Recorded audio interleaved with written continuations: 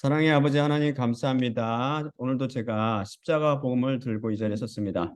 주님께서 제게 말씀하신 그대로 또한 제가 그대로 전할 수 있도록 인도하시고 듣는 사람도 주님께서 말씀하신 그대로 받을 수 있도록 저와 또한 듣는 모두에게 은혜를 베풀어 주시옵소서. 모든 말씀 우리 주 예수 그리스도 이름으로 기도드립니다. 아멘. 자, 그러면 첫째 슬라이드 보겠습니다. 본문 말씀 읽을 때 다 일어서 주시기 바랍니다. 사사기 17장 6절 또한 사사기 21장 25절 똑같이 되어 있습니다. 자, 이거를 제가 읽어드리겠습니다. 그들의 날들 동안 이스라엘 안에 왕이 없었으니 각 남자는 그의 눈들에 똑바른 것을 행하곤 하였더라. 자, 앉아주시기 바랍니다. 우리는 제1강 당신은 기독교인입니까? 라는 설교를 통해서 종교란 초자연적인 절대제된 믿음을 통해 인간 생활의 고뇌를 해결하고 삶의 궁극적인 의미를 추구하는 일 또는 그래서 믿음의 체계나 가르침을 말한다라고 배웠습니다. 그리고 종교는 특별한 종교 의식이 있는데 인간은 자신의 고민이나 소원을 초월자 또는 절대자, 신 그런 존재가 해결해 주기를 바라며 이에 대한 기원으로 제사의식이나 헌물을 드린다고 했죠. 이 세계 종교 중 가장 큰 비율을 차지하는 종교가 바로 기독교라는 종교입니다. 이것은 현재 인구가 80억으로 되어 있잖아요. 이 80억 인구 중에서 24억 명, 그것 31%가 기독교인으로 추정되는데 25%를 차지하는 이슬람보다 더 많은 숫자입니다. 근데 기독교 3대 종파는 바로 3대 교파 또는 종파는 바로 로마 가톨릭이 제일 크고 그다음에 개신교 그다음에 바로 동방 정교입니다.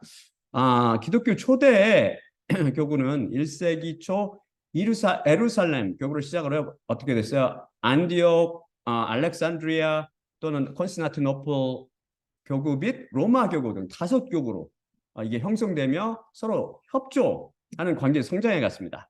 그런데 4세기 이후 서로마 제국이 멸망하면서 로마 제국 수도를 어디로 콘스탄티노플로 옮겨가고 제1차 콘스탄티노플 공회를 거치며 예루살렘 교회를 중심으로 한 그 예루살렘, 안디옥, 알렉산드리아 및 콘스탄티노플 교구를 중심으로 한 그 동방 교회와 또한 로마 교구를 중심으로 한 서방 교회로 분리됩니다.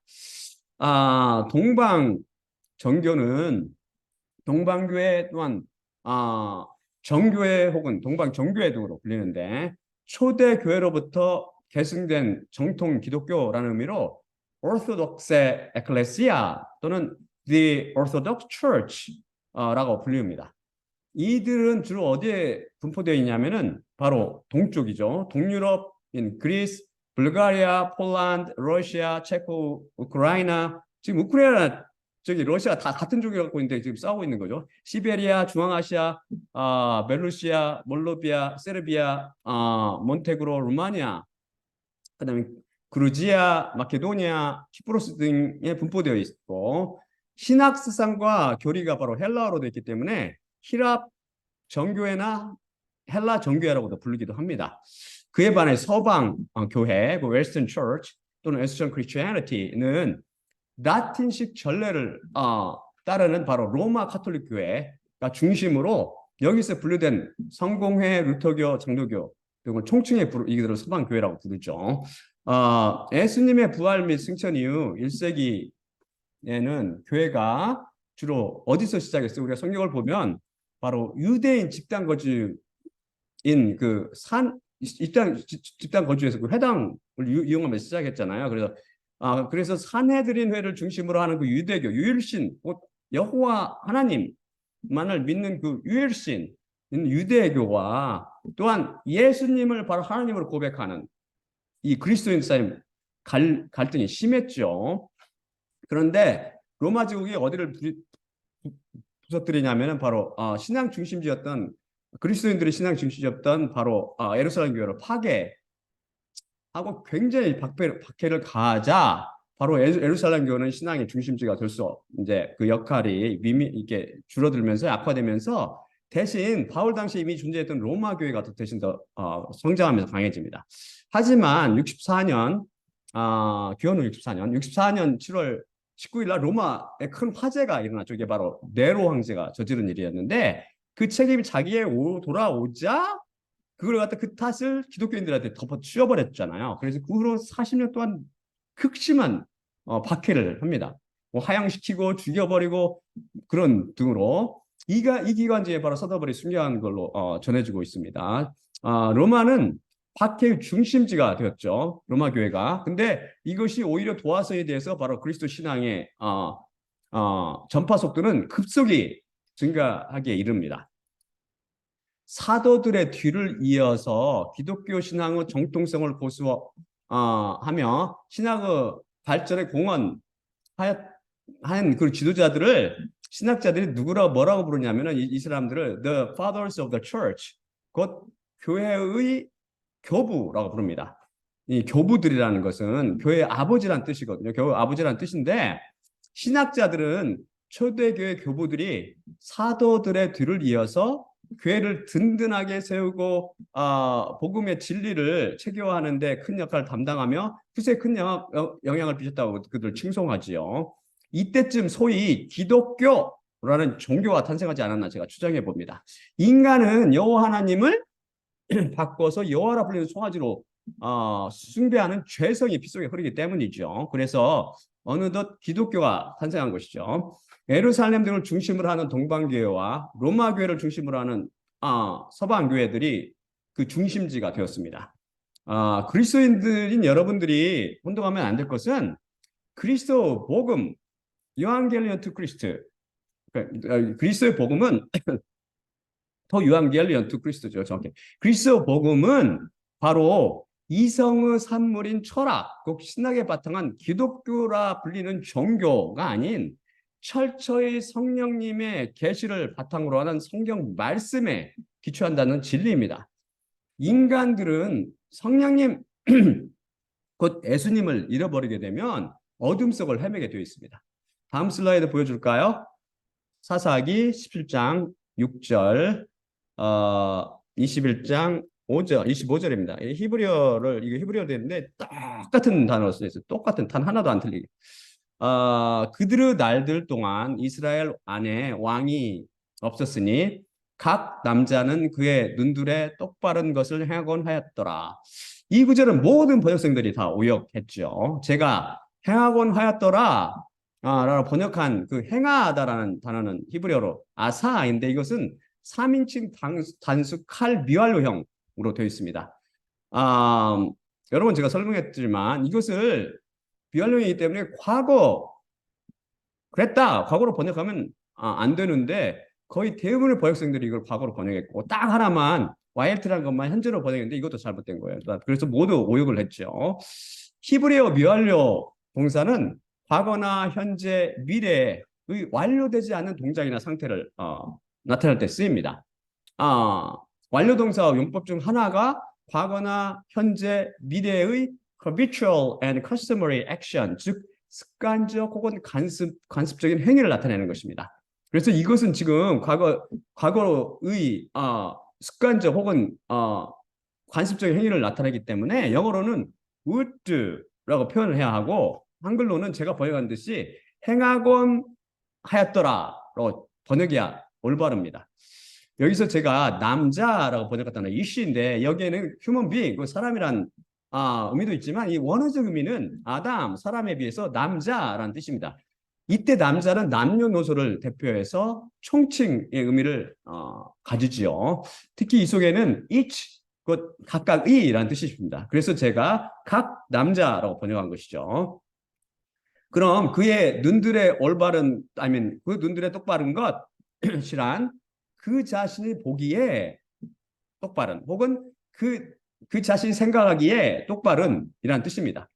절대적인 기준에 따라서 행하는 것이 아니라 바로 각각의 판단대로 각각이 갖고 있는 그 선악의 기준에 따라 행했다는 뜻이죠. 그들은 왜 그렇게 행했나요? 바로 이스라엘에 왕이 없었으니 그랬습니다. 이게 무슨 뜻일까요? 여기서 왕은 바로 왕들 중에 왕이신 예수님을 비유합니다. 교회 왕이 없으면 어떻게 되죠? 사람들은 자기의 이성과 감성에 따라 판단한 대로 법을 세워서 이것을 기준으로 행위를 하게 됩니다. 바로 초대교회 교부들이 한 일들이 바로 이것이었습니다. 하나님은 완전 계시인 성경 말씀을 바탕으로 성령님으로 들어와 계신 예수님의 가르침을 따르지 않고 그의 눈들의 올바른 것, 그 눈들의 똑바른 것, 곧 자기가 이성적으로 판단해서 올바르다고 생각되는 것을 진리라고 믿고 그것을 신학사상, 곧 기독교라는 기독교 가르침이나 규례로 만들고 이것을 가르쳤던 것이죠. 왜 그랬죠? 그 이유는 바로 사사기가 말씀하듯이 그들 안에 왕, 곧 성령님은 안 계시기 때문입니다. 그들에게는 성경 한 교연이 그래서 부족했던 것이죠. 성경이 다 모든 걸 다 설명해 주는데도 못 보니까 그들은 눈먼 장님이 되어 성경 한적으로 부족하고 다 만들기 시작했던 것이죠. 그래서 그런 이제 탄생한 겁니다. 기독교는 안타깝게도 교부들의 신학 사상은 2세기로부터 8세기까지 지속됩니다. 이 사람들 중 유명한 사람들이 혹시 여러분이 아는지 모르겠지만 로마 클레멘트라는 사람을 비롯해서 마세테스 또는 폴리카르프, 이그나투스, 바나바스, 파피아스, 저스틴 마르터 또는 이레니우스 등이 있는데 특히 로마 가톨릭에서는 네 사람을 사교부라고 하는데 이 사람들이 다 누구냐면 그레고리, 제롬, 어거스틴 이런 말 들었죠. 암브로스 등이 있습니다. 이들이 소위 기독교 사상의 토대를 마련한 사람들입니다. 안타깝게도 오직 성경으로 오직 믿음으로 오직 은혜로 원칙에 철저히 벗어나 세운 사상입니다. 왕이 없으면 인간은 어둠을 헤매게 되어 있습니다. 죄가 그 판단력을 흐르게 하여서 그리스도의 영광의 광채를 보지 못하게 하고 또한 깨닫지 못하게 하는 것이죠. 많은 사람들이 지금 북한이라든지 중국 또는 어떤 그 독재국가 그 지하교회에서 지금 살고 있는 그 지하교인들 그 신앙이 순교 신앙이라고 하면서 이를 충성하고 있지만 저는 이에 대해서 회의적입니다. 그들 중에 만약 왕이 없다면 그들 안에 성령님이 와 계시지 않다면 그들은 성경을 자기들의 눈에 올바른 대로 그들의 눈에 올바른 대로 읽고 이해하며 받아들이고 하나님께 예배드릴 것입니다. 하지만 안타깝게도 이것은 종교 한 행태에 지나지 않죠. 그래서 하나님의 입 노릇을 하는 하나님의 예언자들이 필요합니다. 바로 십자가 복음을 선포할 성령님을 가진 바로 노예들이 필요한 것이죠. 이스라엘도 하나님을 알고 그런 성령님을 갖고 있던 그런 자들, 장로들이 살 동안에는 여호와를 섬겼습니다. 다음 슬라이드 볼까요? 여호수아 24장 31절입니다. 그리고 이스라엘이 여호수아의 모든 날들 동안 그리고 여호수아 후의 날들에 순교하였던 그리고 이스라엘을 위해 여호와께서 행하신 모든 일을 알고 있던 장로들의 모든 날들 동안 여호와를 섬겼더라. 이스라엘은 여호수아와 여호와께서 행하신 모든 일을 알고 있던 그런 장로들이 살아있을 동안만 여호와를 섬겼습니다. 이 모든 일이 다 죽자 무슨 일이 일어났어요? 이스라엘에서 왕이 사라진 것이죠. 그래서 사사들의 시대가 쫙 열리면서 각 남자는 그 눈들의 똑바른 것을 행하기 시작한 것이죠. 여호와께서 행하신 모든 일을 알고 있던 이란 그리스도 영을 통해서 바로 여호와께서 행하신 모든 일들의 영적 의미를 알고 있었다는 뜻입니다. 그냥 지식적으로 알았다는 의미가 아니죠. 관계와 믿음에 조합된 그 지식을 통해서 알았다는 것입니다. 예수님께서 이 땅에 오셔서 많은 일들을 하였지만 어때요? 바리새인들을 비롯한 많은 사람들이 그것을 보면서도 그것을 깨닫지 못했죠. 왜냐하면 여호와께서 행하신 일을 모르고 있었던 것입니다. 그렇지 않았다면 그들은 벌써 예수님을 메시아로 영접했을 것입니다. 그래서 저는 그리스도의 신앙이 사도들이 살아있을 때는 제대로 가르쳐지고 전수되었으나 그들이 죽은 이후 시장교회가 형성되면서 기독교가 탄생한 것이라고 생각합니다. 추정합니다. 왕이 없으니 각 남자가 그 눈에 똑바른 그들의 눈에 똑바른 길로 걷기 시작한 것이죠. 문제는 인간의 눈에 길이 똑바로 보여도 그 마지막이 바로 사망이라는 것입니다. 다음 슬라이드 보여줄까요? 잠언 14장 12절과 잠언 16장 25절입니다. 이것도 그냥 히브리어로 똑같은 단어로 되어 있죠. 단 하나도 다르지 않고. 남자 앞에 똑바른 길이 있으나 그것의 끝은 사망의 길들이라. 이 구절 또한 많은 번역성들이 다 오역했습니다. 여기서 남자는 여호수아 그 본문 말씀처럼 바로 남녀노소를 총칭하는 의미를 가집니다. 인간은 반드시 사망을 선택하게 되어 있습니다. 왜요? 왕이 없기 때문이죠. 로마 제국 기독교에 대한 박해는 313년에 이를 때까지 3기로 나눠서 행해지죠. 마침내 313년에 바로 로마 황제 콘스탄틴 대제에 의해서 밀라노 칙령을 발표함으로 바로 기독교라는 종교를 정식 종교로 받아들이죠. 그리고 380년 2월에 테오도시우스 1세는 카톨릭 신행에 대한 칙령이라는 것을 반포함으로 기독교는 로마 제국 국가 종교로 돼서 제국 종교 국가 종교 되었습니다. 그래서 기독교가 국가 교회로서 확고한 기독교와 로마 카톨릭 교회가 국가 교회로서 확고한 위치를 갖게 되었죠.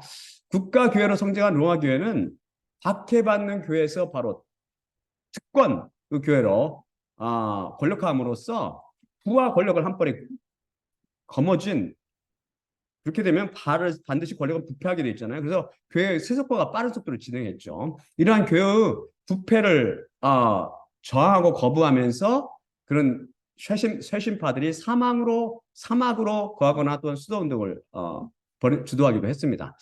로마 교회의 세계 교구 통치는 로마 제국 홍망성수와 그래서 성세와 정확히 일치합니다. 그래서 제4세기경에 서로마 제국이 멸망을 당하자 로마 교구가 바로 콘스탄티노플로 전도되면서 영향력이 약화되어 갔죠. 이때를 즈음해서 동방교회와 서방교회가 분리됩니다. 11세기부터 그 다음에 11세기, 13세기까지 무슨 사건이 일어나면 200년 동안 교황을 주도로 해가지고 소위 말하는 The Crusades, 곧 성지와 회복을 위한 십자가 운동, 십자가 전쟁이죠. 십자가 전쟁이 일어납니다. 이때 초기에는 막 승리를 해서 로마 교황권이 신장되는 듯 했지만 다음에 계속 패하고 나중에 또한 4차 원정 때 또한 커다란 오류를 범하게 됩니다. 그래서 신앙의 순수성은 변질되며 엄청난 희생을 가져왔고 신앙이 권력의 신여로 전락하는 모습을 보이게 되었죠. 이 전쟁에 주도적으로 참여한 영주들 권력이 바로 무너지면서 봉건제도가 붕괴되고 왕권이 대신 강화되는 그런 결과를 가져왔고 로마계의 부정과 부패 그리고 도덕의 해이도 갈수록 심해져서 종교개혁을 부르짖는 목소리가 증가하게 되었습니다. 그런데 동방교회와 서방교회는 서로 분리된 이후에 서로 관계가 좋지 않았어요. 4세기쯤 서로 분리됐다고 그랬죠. 그런데 십자가군 제사 원정 십자가 전쟁이 언제 시작됐냐면은 1096에부터 언제까지 지속되면 1291년까지 8차에 걸쳐서 일어났는데 그 4차 십자군 원정에서 로마교회 소속의 군인들이 누구를 공격하냐면 동방교회 국가 같은 기독교 국가 동방교회 국가의 바로 그 성당과 제단 위에 있는 그 성물들을 약탈하고 또한 방어하는 사건이 일어납니다. 그래서 이걸 계획으로 동서교회가 완전히 확 분열되어 버리는 거죠.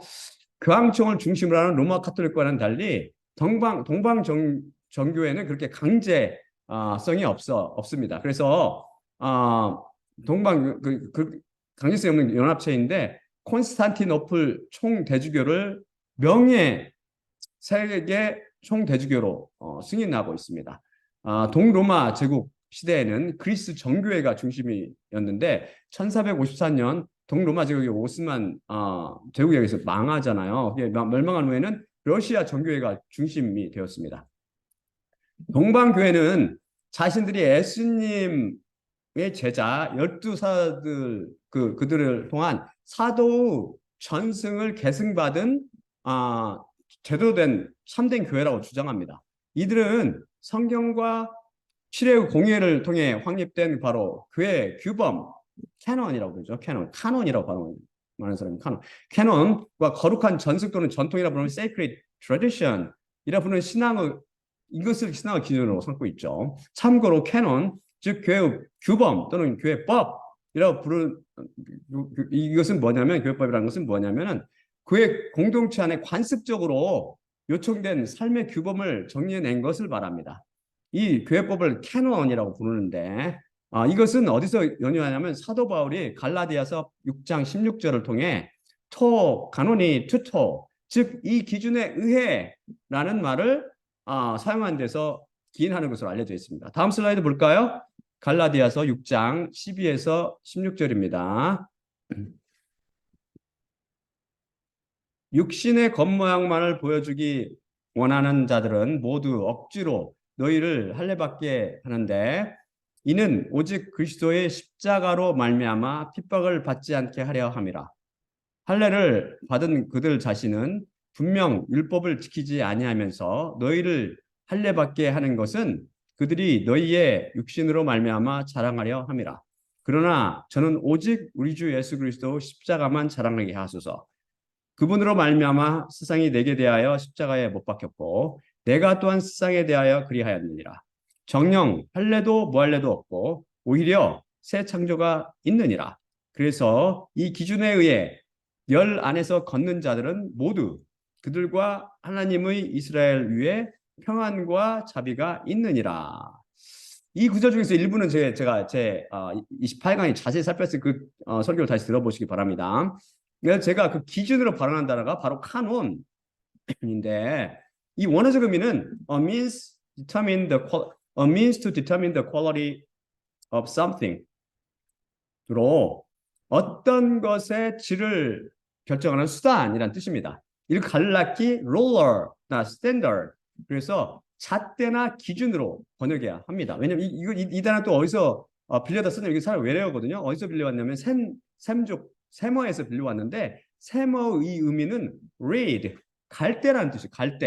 갈대는 성경에서 어떤 의미로 쓰냐면 측량하는 잣대로 씁니다. 측량의 기준으로 쓰인 것이죠. 다음 슬라이드 볼까요? 요한계시록 21장 16절입니다. 그리고 그 성이 사각형으로 놓여 있고 그것의 길이가 넓이와 같더라. 또한 그가 그 갈대로 그 성을 측량하니 1만 2천 스타디온인데 그것의 길이와 넓이와 높이가 똑같더라. 이건 새 예루살렘에 대한 묘사죠. 근데 따라서 카논은 모든 영어성들이 오역이라고 할 수는 없지만 아무튼 번역했듯이 룰, 규례나 법칙이라는 말보다는 기준이나 표준으로 번역해야 원어의 뜻을 정확히 반영합니다. 그것을 룰로 번역함으로써 종교는 교회 규범이라는 것을 만들어냈죠. 또한 기독교인들은 거룩한 전승이나 전통을 받아들이는데 거룩한 전통이란 무엇을 의미하냐 하면은 받아들이고 묵상하고 깊이 생각하고 읽고 교회 생활에 실천하는 성경을 말합니다. 성경을 거룩한 전승이나 전통으로 삼은 것은 바람직한 것처럼 보이지만 사실 이들은 성경 외에 교회 규범들을 잔뜩 만들어냈죠. 또한 동방 정교와 달리 로마 카톨릭은 또 뭘 성경으로 취하냐면은 외경을 받아들인 그런 과오를 범했죠. 이반파인 이거에 따라 쭉 숫자 디자인을 체크해 보니까 전혀 맞지 않아요. 맞지 않다는 것은 무슨 말이에요? 바로 하나님께서 쓰신 책이 아니고 인간들이 쓴 책이라는 거죠. 왕이 없으므로 자신들의 눈에 올바른 것을 행하며 그 길을 걸었던 것입니다. 콘티 콘스탄티누스 1세에 의해서 기원 후 325년 5월 20일에 니케아에서 좀 유명한 이 회의가 공의회가 열리죠. 동방정교 동방교회 서방교회 사람들이 다 모여가지고 대표자들이 모여서 기독교의 공의회로 열립니다. 이것을 First Council of Nicaea라고 부르는데 제1차 니케아 공의회를 통해서 헬라어로 심볼론 테스 니카이아스, 라틴어로는 심볼론 니카이노 콘스타티노 폴리타눔이라 불리는 니케아 신경을 채택합니다. 오늘날 동방교회와 서방교회를 통틀어서 소위 정통 기독교 전반에서 가장 기본이 되는 신경, 곧 믿음의 신조, 신경이란 믿음의 신조를 기록한 경문이란 뜻입니다. 결국 이 신경에서 벗어난 가르침은 다 이단으로 규정되었죠. 이 공의회를 통해서 그리스도 신성을 부인하는 부인하고 성부 하나님께서 성자 하나님보다 먼저 계셨고 성부 하나님께서 성자 하나님을 만들었다는 그런 아리우스라는 그 에어리아니즘, 이것을 이단으로 딱 규정하고 추방시켜 버리죠. 무엇보다 예수님을 하나님으로 규정하여 하나님 성부 하나님과 동등한 본질을 가지신 분으로 주창함으로써 바로 삼위일체의 바로 근간을 마련하였습니다. 하지만 나이시안 이것을 나이시안 크리드라고 부르는, 영어로는 나이시안 크리드라고 부르는데, 니케아 신경은 성령님에 대한 언급을 전혀 하지 않습니다.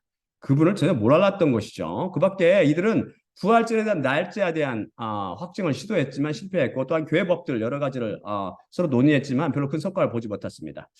여기서 채택된 신경을 기초로 381년에 기독교 두 번째 협의회인 제1차 콘스탄티노플 공의회에서 기독교 신앙 고백문을 채택하게 됩니다. 여기에서 여러분이 잘 알고 있는 소위 사도신경이 나왔습니다. 하지만 사도신경은 하나님의 교회에서는 낭송되지 않지요. 제가 이건 히브리어로 되어 있고요. 헬라어로 되어 있는데, 이 신경을 쭉 읽어보니까 헬라어로 되어 있고 라틴어로 이게 번역됐죠. 근데 그 구조 중에서 한 구조에 딱 눈에 거슬리는 구조. 다른 것들은 무난해. 제가 영적으로 판단하기에. 근데 다음 구절이 제 눈에 딱 거슬렸어요. 이게 뭐냐면 에이스 미안 하기안 카톨리켄 and 카이 아포스톨켄 에클레시안 이라는 말인데, 이런 문구인데, 이것을 그대로 직역하면은 하나의 거룩한 카톨릭과 사도의 교회를 향해 라는 뜻입니다. 이 성령께서 말씀을 하시는데 누구한테 말씀을 하시냐면은 오직 하나의 거룩한 카톨릭과 사도 교회를 향해서, 선지자를 통해서, 선지자는 잘못된 말이라고 했죠. 그것보다는 예언자가 더 가깝다고 했죠. 예언자들을 통해서 말씀하신다는 것입니다. 로마 카톨릭 교회가 바로 이 카톨리코스라는 말에서 기원했는데, 이 카톨리코스라는 말은 무슨 말이냐면 general, universal 이라는 뜻으로 일반적인 혹은 보편적인 만국의라는 뜻을 가집니다. 그래서 만국 공통의라는 뜻이죠. 그래서 카톨릭 교회가 바로 만국 공통으로 받아들여지는 유일한 하나의 교회라는 사상이죠. 이게 언뜻 보기에는 별 무리가 없는 것처럼 보이지만 사실 오직 성경으로의 원칙에 딱 비춰보면 잘못된 표현이죠. 왜냐하면 성경에서 쫙 찾아보면은 교회라는 말이라든지 에클레시아죠. 교회라는 말이라든지 에클레시아 투 세우, 하나님의 교회, 이 두 가지 표현만 나죠. 또 하나님께서 예수님께서 자기 교회, 나의 교회 이렇게 표현하기도 하시지만, 아무튼 이런 표현만 등장하지 카톨릭 교회, 보편적인 교회 이런 것이라든지, 또는 심지어 사도의 교회라는 표현도 전혀 등장하지 않습니다. 교회는 하나님의 신부인 하나님의 교회 단 하나만 존재하기 때문입니다. 요즘 나오는 요즘 나온 것도 아니죠. 제부터는 에큐메니칼 운동, 소위 만민 공통의 오직 하나의 교회로 일치 운동이라고 할 수 있습니다. 이것은 전 세계적인 기독교 일치 운동이죠. 여기에는 누가 참여하냐면 개신교, 동방정교, 로마 카톨릭 및 몰몬교 등이 다 기독교들이 참여한 거죠. 기독교가 음료 종교라는 것을 바로 확여실히 증명해주는 그런 운동입니다. 기독교 분파들은 서로 다른 주장을 하고 있는 것처럼 보이지만 실제는 모두 행위에 의해서 구원받는다는 점에서 다 서로 통하는 거죠. 그래서 이 운동이 성과를 지금 보고 있는 것입니다. 이미 이에 대해서 개신교 일부는 우리는 그렇지 않아, 우리는 오직 믿음을 주장해라고 할지 모르지만, 제가 수차례 설교를 위해서 말했지만 개신교 교리는 믿음이라는 행위를 통해서 구원을 강조한다는 점입니다. 그게 문제죠. 동방정교회는 무슨 교회냐면 니케아 신경, 방금 살펴본 곧 사도신경을 암송하고, 이들은 구약성경과 시약성경만을 인정합니다. 이들은. 그리고 삼위일체를 받아들이죠. 하지만 381년 콘스탄티노폴리스 공의회에서 로마 가톨릭 교회가 성령은 성부와 성자로부터 발한다 라는 그 주장한 데 반해, 이 동방정교회 지도자들은 성령은 성부로부터 발한다 라고 하여 서로 대립하였습니다. 이것이 저 유명한 필리오케 컨트로버시, 곧 필리오케 논쟁입니다. 필리오케라는 것은 라틴어로 and from the son, 그래서 그리고 성자로부터라는 뜻인데, 바로 이 논쟁은 뭐냐면은 니케아 신조 그 한 조항에 성자를 추가하여 성자를 성부와 동등하게 맞는 것에 대한 그런 논쟁이죠. 성자를 성부와 동등하게 만들자, 이게 주장하는 게 서방교회고, 서방교회인 그 로마 카톨릭교회고, 기독교인 동방정교는 아니다, 이건 빼야 된다, 이렇게 주장한 거죠. 결국 381년에 합의를 본 니케아 신경이 헬라어 원문으로 되어 있더라고요. 다행히 제가 볼 수 있게. 그래서 제가 이렇게 쭉 읽어보니까 원문이 뭐라고 되냐면, 성령은 성부로부터 발한다라고 되어 있더군요. 발한다는 건 나온다는 말이에요. 나온다는 말. 그러니까 동방 종교의 주장이 받아들여진 것입니다. 여러분은 어떻게 생각하세요? 누가 옳고 누가 그립니까? 누구 주장이 옳다고 생각하세요? 다음 슬라이드 보여주세요. 요한복음 15장 26에서 27절입니다. 여러분 한번 판단해 보세요. 판단. 저한테 배웠으니까 이제는 그 정도 실력이 될 거예요. 내 자신이 아버지로부터 너희에게 보낼 보혜사, 성령님 말하는 거죠. 아버지로부터 나올 그 진리의 영이 올 때 저가 나에 관해서 증언할 것이요, 또한 너희 자신들도 증언할 것인데, 왜냐하면 태초부터 나와 함께 너희가 있기 때문이라. 이 두 번째, 왜냐하면 태초부터 나와 함께 너희가 있기 때문에, 이건 굉장히 영적 의미가 있기 때문에 나중에 다루기로 하고, 여기서는 그냥 지나가겠습니다. 여기서 예수님께 이걸 또 다 하고여겼죠. 하지만 여기는 오늘 시간에 이거에 대한 게 아니기 때문에 이제 처음 구절에 대해서 포커스를 맞춰서, 여기서 예수님께서 분명히 밝게 말씀하시듯 성령님은 아버지께로부터 나옵니다. 아버지께로부터 헬라어 원문은 파트로스인데요. 이것은 전치사 파라의 바로 정관사 투, 소유격 정관사죠. 또는 파테라는 아버지의 소유격인 파트로스 되어 있습니다. 그러니까 파라라는 전치사가 소유격을 취하면 무슨 뜻이 되냐면, 소유격을 취하면 목적을 취하기도 하고 소유격을 취하면 뭐뭐로부터 으스타는 기원이나 뭐뭐에 의해라는 수단을 나타냅니다. 즉 성령님은 아버지께로부터 혹은 아버지에 의해 보내지는 것입니다. 예수님께서도 누구로부터죠? 성부 하나님부터 나왔다 이미 배웠죠. 근데 여기서 성부 하나님부터 나온다는 건 피조물처럼 그 탄생, 출생 그 관계가 아니라 기원을 나타내는 관계라고 그랬죠. 기원. 제77강 그래서 여러 차례 배웠습니다. 그래서 로마 종교가 맞는 것처럼 보이지만, 사실 이런 논쟁을 하는 이들 자체가 모두 잘못됐음을 알 수 있는 이유는, 성부와 성자와 성령 하나님은 삼일체 하나님으로서 성령 하나님이 어디서 나왔는지는 논쟁의 대상이 될 수가 없습니다. 다음 슬라이드 볼까요? 다음 슬라이드 보여주세요. 요한복음 4장 23에서 24절. 제가 이걸 증명해 드릴게요. 요한복음 4장 24, 24절입니다. 하지만 시간이 오는데 바로 지금이 그 시간으로 참된 경배자들이 아버지께 영과 진리 안에서 경배될 때인데, 정녕 아버지께서는 이와 같이 그분을 경배하는 자들을 찾으시느니라. 하나님은 영이시니 그분을 경배하는 자들은 영과 진리 안에서 경배해야 하느니라.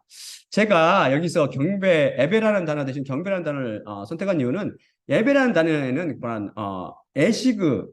애식이라는 형식의 뉘앙스가 강하기 때문입니다.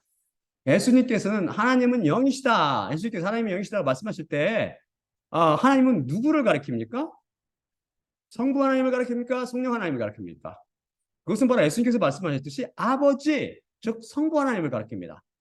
그럼 이 영이신 성부 하나님은 성령 하나님과 다른 분입니까? 즉 성부 하나님의 영이 따로 있고 성령 하나님이 따로 있나요? 아니죠. 이 두 분은 같은 분. 이 두 분은 모두 삼위일체 하나님이십니다. 그렇죠? 따라서 이 성삼위일체 하나님의 비밀을 전혀 모르는 종교인들은 서로 잘못된 손가락질하며 싸웠던 것이죠. 왕이 없으므로 자신의 눈들에 똑바른 대로 행했던 것이며 그 마지막이 사망의 길임을 몰랐던 것이죠. 참고로 동방정교와 로마 가톨릭에는 성사라는 것이 있습니다. 성사란 그걸 제가 데피니션을 읽어드리면 감각적 상징을 통해 효율적인 은총을 낳게 하는 것으로 그리스도께서 제정하셨다고 추정합니다. 다른 말로 표현하면 성사는 외적 행위로 나타나는 증표로 인간의 감각이 도달할 수 없는 감추어진 하나님의 은총이 감각적인 행태인 예식을 통해 전달되는 것을 말합니다. 이것은 그리스도의 신비체로서 그 머리신 그리스도와 결합된 공동체 전체가 이행하는 전례 행위라고 말하지요. 다 종교 예식입니다. 이것들에는 뭐가 있냐면 세례, 견진, 혼인, 고해, 신품, 성유, 성체, 성혈 등 17 성사가 있죠. 그러나 로마 가톨릭 교회에서는 성체 성사를 중심으로 하는 반면에 바로 동방 종교에서는 성체 성혈 곧 떡과 포도주를 함께하는 그런 전통을 가집니다. 이걸 전부 예식으로 바꿨죠. 성찬식 이런 식으로 하면서 또 미사 이런 식으로 동방 정교회와 로마 가톨릭 교회는 닮은 점이 굉장히 많은데 주교 신부와 부제라는 그 성직자로 똑같이 갖고 있으며 동방 정교회에서는 주교만 결혼할 수 있고 나머지는 결혼할 수 있죠. 또한 이들은 둘 다 성모 마리아의 안식 축제일은 8월 15일로 모두 다 기념하고 있고 하지만 마리아 승천에 대해서는 로마 가톨릭에서는 이것을 교리로 삼고 있지만 동방 종교에서는 이것을 그냥 전승으로 트래디션으로 여깁니다. 원죄로는 로마 가톨릭에서는 받아들이지만 동방 쪽에서는 받아들이지 않고 있습니다. 또한 마리아 평생 동정녀론, 마리아가 평생 동정녀로 살았다는 말도 안 되는 말이잖아요. 이거 성경에 보면은 우리는 성경만 믿는다. 우리 그리스도인들. 네, 이게 말이 안 돼. 금방 아는데 이 사람들은 이걸 모두 둘 다 동일하게 교리로 채택하고 있습니다. 이들이 주장하는 성사나 이들 성직제도 및 교리들이 대부분 비성경적인 것들입니다. 거의 대부분, 거의라는 말, 거의 대부분. 또한 마리아는 우리와 같이 바로 구원받아야 한 명의 죄인이라고 제가 제 34강에서 낱낱이 해보여드렸죠. 한번 다시 들어보세요. 그리고 개신교에서 또한 개신교도 종교로서 많은 오류를 저질렀는데 그중 하나가 바로 목자라는 뜻이가 포이맨이라는 단어가 나오는데 이게 목자라는 말이에요. shepherd. 목자라는 단어를 이걸 뭘로 바꿨냐면 목사라고 바꿔버렸어요. 이것은 사실 무지무지 커다란 죄이고 오류입니다. 오역.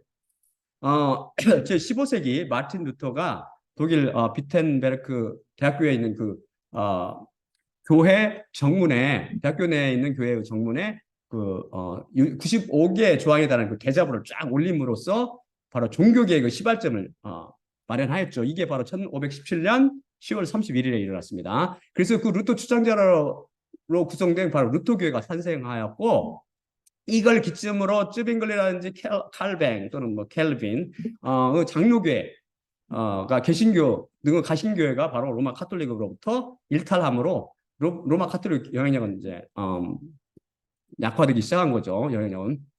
한편 로마 카톨릭 자체도 16세기 예수회를 중심으로 개혁 운동을 벌입니다. 그래서 에스웨를 상당히 높이 로마 카톨릭에서는 그게 그들의 운동을 성과를 높이 이제 칭송하 뭐라고 그래 칭찬하는데 이들이 한 일이 뭐냐면 영성생활지도, 선교사 사역 또한 청소년 교육, 자선 사업 또한 신학교 설립과 연구를 통해서 신앙 회복 운동을 주도하는 것입니다.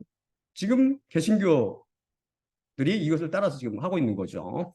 이런 개혁 운동은 독일, 프랑스, 네덜란드, 폴란드, 헝가리 좀 서유럽 국가를 중심으로 지속되었으며 이를 통하여 로마 카톨릭 교회는 오늘에 이르게 되었고 바티칸을 중심으로 해서 이들의 그 영향력이 로마 교황청 영향이 전 세계에 지금 미치게 되었죠. 이 역할을 중요한 역할이 바로 에스웨를 사탄의 모임으로 규정하는 개신교파들도 있죠. 어쨌든 제가 볼 때는 다 똑같은 종교입니다. 동방교회와 소방교회로 분리된 양교회는 주중회를 중심으로 쫙 완전히 재편되죠. 동방교회는 정교회로, 서원교회는 로마 카톨릭 및 뭐가 여기 포함된다고 해서 장로교, 루터교, 성경회, 감리교 등 여러 가지 이단과 교단과 교파와 교회로 분열되어 갔죠. 참고로 한국에는 알려지지 않은 동방 종교는 교부들의 교회라는 자부심을 이 사람들이 갖고 있죠. 이들은 그러면서 신구약 성경으로 채택하고 니케아 신경을 암송하고 믿음으로만 구원받는 게 아니고 이 사람들 주장하자면 황당한 게 믿음으로 구원하는 게 아니고 성령님의 열매를 맺는 선행이 필요하다고 이렇게 주장합니다. 그리고 또한 이들의 구원은 지속적인 과정으로 일어난다고 비교적 맞는 것처럼 말하지만 사실은 아니죠. 들여보다 보면은 이들의 교부들은 교부들의 전통에 많이 얽매여 있어서 그의 카톨릭을 굉장히 닮았어요. 그리고 또한 교회 건물을 카톨릭처럼 성당이라고 부릅니다. 로마 카톨릭은 믿음으로 은혜를 통해 구원을 받는다고 주장하지만 또한 이것뿐만 아니라 카톨릭 교회를 통해서도 구원받고 세례를 통해서 구원받고 아까 말한 성사들을 통해서 구원받는다고 그렇게 주장하죠. 그런데 1962년 2차 바티칸 공회에서 바로 동방교회와 서방교회가 서로 화해합니다. 기독교 분파 중 하나가 개신교이죠.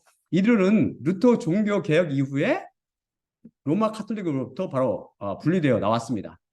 전 세계에 많은 분파들이 있는데 개신교 분파들이 있는데 이들 중에 한국에 뿌리를 내린 것들은 여러분들이 잘 알고 있듯이 루터교, 바로 장로교, 성공회, 침례교, 감리교, 성결교, 오순절교 및 구세군 등입니다. 이들 모두 사도신경, 아까 말한 그 니케아 신경, 사도신경을 암송하고 유아 세례를 인정합니다. 이게 다 비성경적입니다. 아까 말한 것 같이. 하지만 니케아 신경 일부는 그래도 그렇고 아까 그 말한 것도 비성경적. 하지만 침례교는 사도신경을 암송하지 않고 자기들 그걸 잡으러 알죠. 사도신경을 암송하지 않고 유아 세례를 전혀 베풀지 않습니다. 왜냐하면 세례라는 것은 믿음을 고백한 사람만 받을 수 있다고 이렇게 비록 성경적으로 말하지요. 따라서 유아 세례를 거부합니다. 저는 과거에 침례교를 다닌 적이 있었는데 옛날에 수원에 살았던 적이 있었는데 거기서 다녔는데 그때 한 목사로부터 침례교 목사 침례교가 예수님 이후 면면이 이어져 나오는 그런 면면이 이어져 나왔으며 그 루터 종교개혁 이후에 천주교로부터 갈라져 나온 그런 기독교 분파가 아니라고 그러더라고요. 그래서 저는 그런 줄 알고 있었는데 제가 이 설교를 준비해서 쭉 이렇게 살펴보니까 그것도 잘못된 말이에요. 그건 잘못된 정보이고 침례교는 언제 생겼냐면 암스테르담에서 영국인 존 스미스와 토머스 헬리스가 시작한 그런 개신교 중 하나입니다. 이 사람들이 청교도 및 해중교와 같은 믿음을 가지고 있었기 때문에 이런 1607년 바로 같은 성경적 입장을 가진 다른 신자들과 함께 네덜란드로 영국에서 망명해서 이 교회를 세우지요.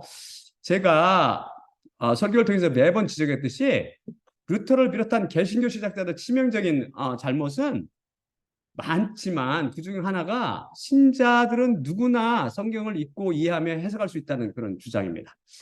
이것은 성경을 카톨릭 성지자들만, 카톨릭이 뭐라고 주장하냐면 카톨릭 성지자들만 읽고 이해할 수 있다고 주장하는데 말이에요. 그래서 성경을 마음대로 읽은 사람 다 죽여버렸잖아요, 옛날에 중세기. 하지만 이러한 카톨릭 교리에 반발해서 왜 카톨릭 신자만, 성직자들만 성경을 읽고 이해할 수가 있느냐?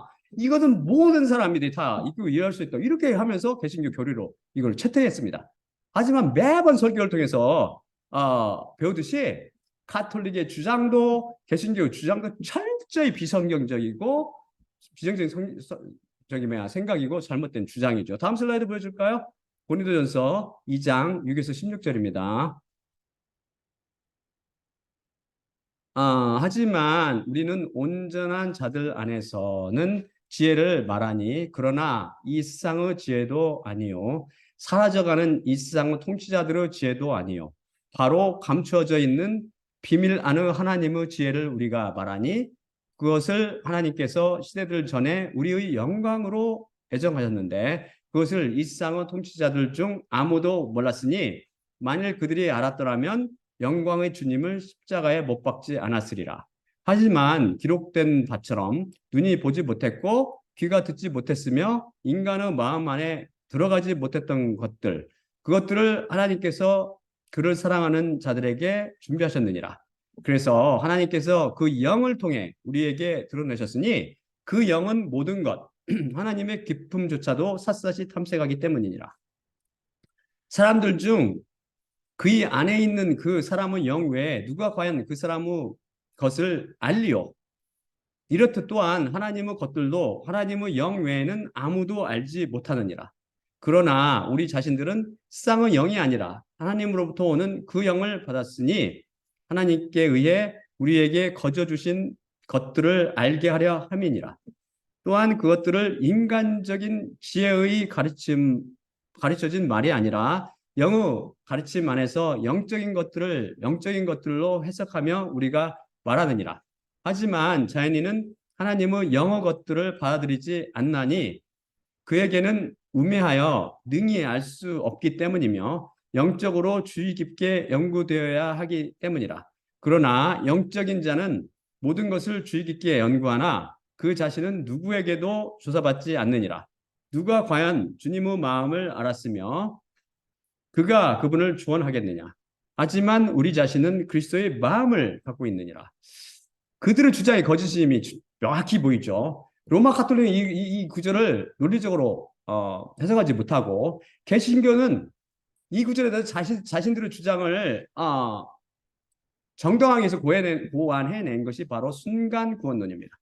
누구든지 입으로 예수님을 주로 고백하면 다 성령님을 받았다는 것이죠. 다 성령을 받았기 때문에 그들 수도 모두 성경을 읽고 성경 말씀을 깨닫고 풀이할 수 있다는 것이죠.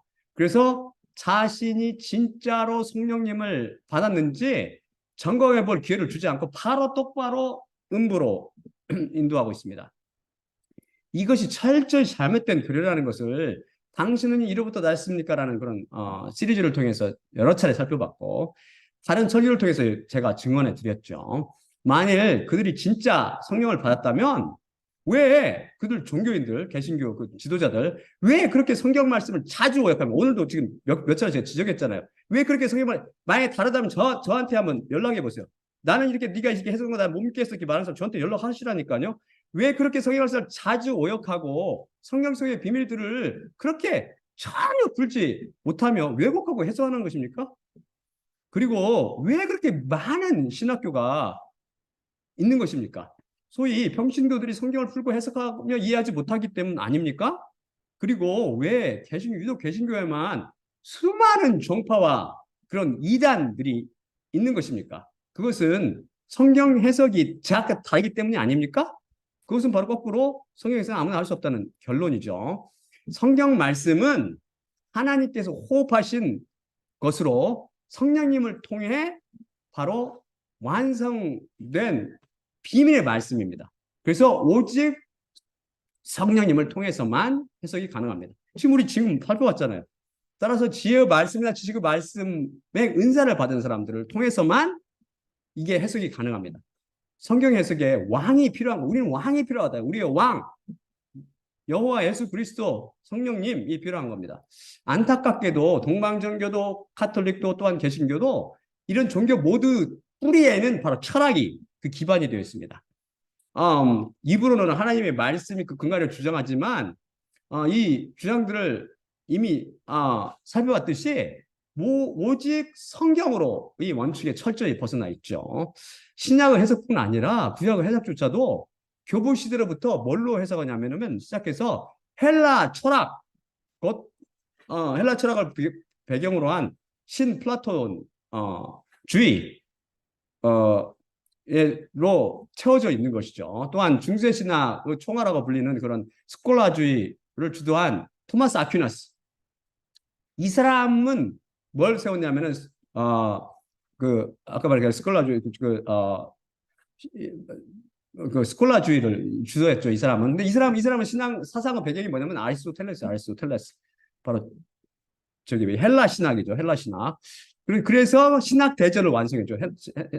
신학 대전을 이렇게 해서 봤는데 완전 철학책. 2000년 교회사에서 개신교도 바로 이 서구적 이성주의와 그리스 로마 문화의 영향으로부터 결국 자유로울 수는 없습니다. 쉽게 말해서 철학이 기독교라는 종교의 기반이 된 것이죠. 왜 그럴까요?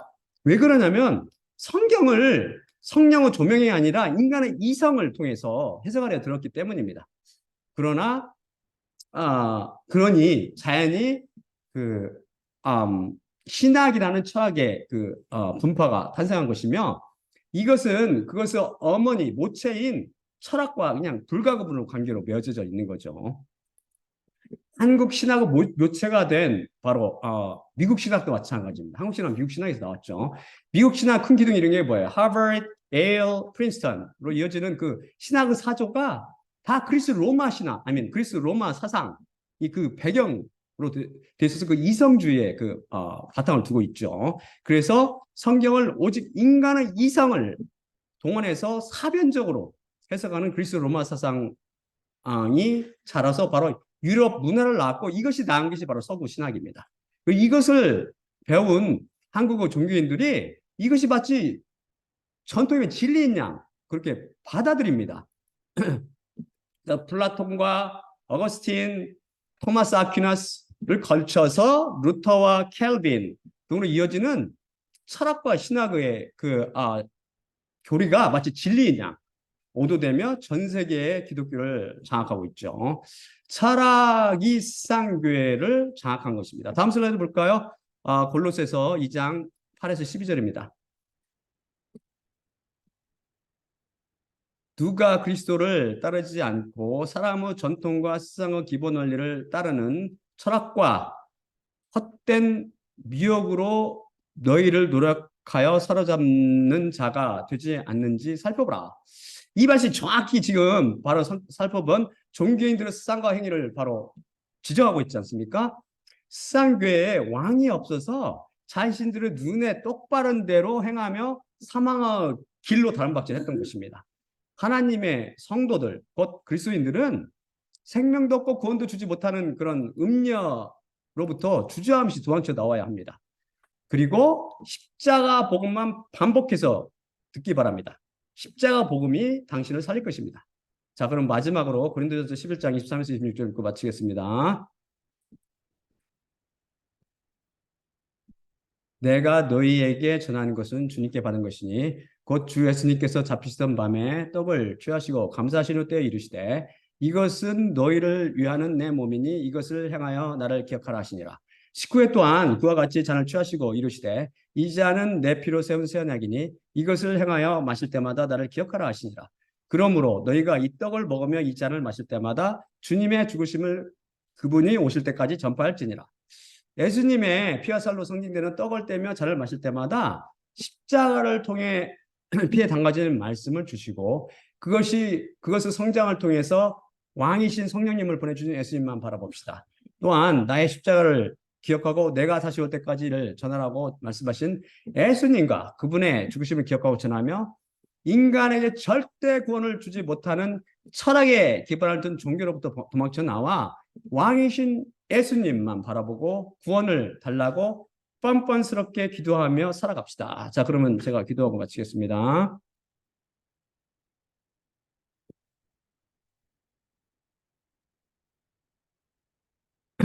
사랑의 아버지 감사합니다. 오늘도 말씀 주시면 감사합니다.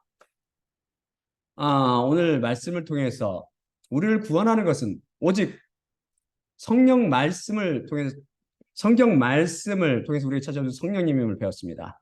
우리를 살리는 것은 생명도 없고 구원도 없고 오직 죽음만 있는 그런 종교가 아니라 철학에 기반한 종교가 아니라 우리를 살리시고 우리를 부활로 이끄시는 바로 생명 말씀임을 우리가 배웠습니다.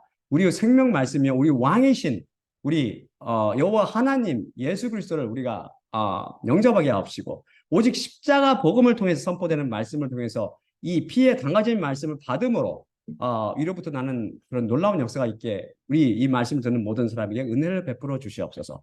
모든 말씀 우리 주 예수 그리스도 이름으로 기도드립나이다. 아멘. 아멘.